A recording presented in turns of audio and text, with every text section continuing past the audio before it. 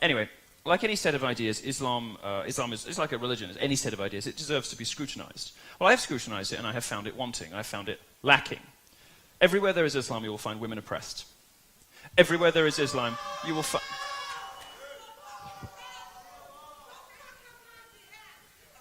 You're wearing a hijab in the United States of America. What is wrong with you?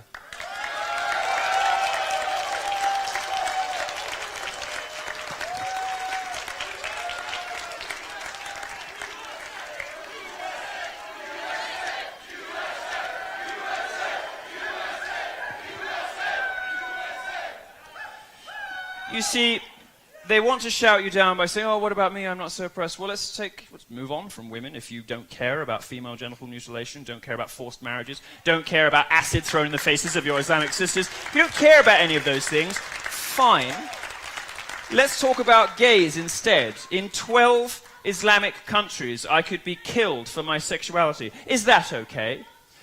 100 million people live in countries where it is illegal to be homosexual. All of those countries are Islamic. This is not an ISIS thing. You know, you will see gays being thrown off the roof in ISIS-controlled territories.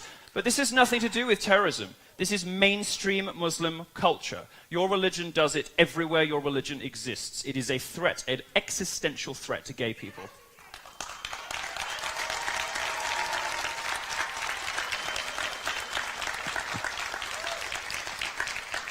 Everywhere in the world there is Islam, you will find women oppressed, homosexuals murdered, you will find gang rape. Now, there's a unique phenomenon that doesn't really exist outside of Islamic cultures, of familial gang rape, where fathers, brothers, and cousins go out raping people together. It happened in Rotherham in the UK.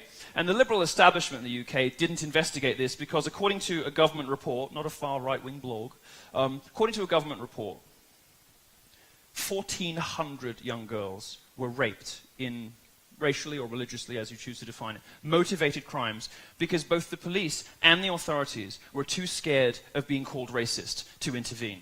And this pattern repeats itself everywhere there is mass Muslim immigration. My suggestion to you, America, is that you don't need it here. Learn your lesson from 9/11. Learn your lesson from Orlando.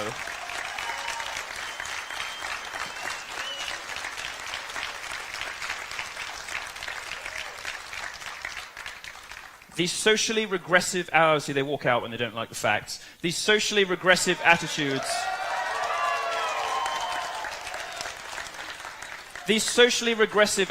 of Muslims in the West are horrifying.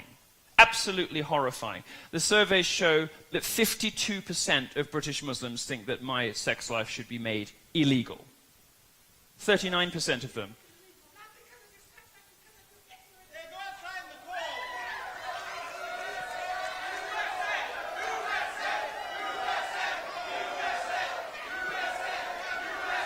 Why are you leaving? Why are you leaving? Don't you want to talk about numbers? Are you embarrassed? Are you embarrassed? Are you embarrassed of the hateful culture that surrounds your religion, that oppresses women and murders homosexuals and commits unspeakable acts of terrorism? Are you ashamed of it? Would you like to talk to us about why there's no global Muslim peace movement? Because I hear lots of very upset people at my talks complaining about statistics they can't refute. I don't hear a lot of Muslims standing up against terrorism. Or whether it is some of the Islamic hate crime hoaxes we've been seeing more recently. And these happen with alarming frequency. In fact, my research team has struggled to find a supposed hate crime against Muslims on an American college campus that did not turn out to be fake. I'll tell you about some of them. One student at the University of Louisiana admitted her attack was completely fabricated. She made the whole thing up because Trump supporters attacking a Muslim woman is simply believable to liberals fed a steady diet of hate by fake news.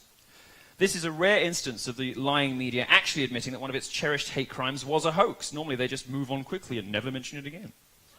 Yasmin Sawi, just 18 years old in New York City, made up a similar story. She said 3 men called her a terrorist and attacked her, telling her to get out of the country. Again, it was fake. But you won't read the corrections, you only read the outrage. And here's a brand new one that can't be blamed on Trump supporters because it took place in Austria. A 14-year-old girl claimed she was attacked and that evil white men tried to rip off her hijab on a train. The police revealed it to be a complete fabrication as well. and a little closer to home. Oh, we're still having trouble at the back. 3 down. 3 down. I think if you take the second left, the airport is just Actually, no, we don't want them there, do we? It's a bit of a problem, actually. I hadn't really thought this through.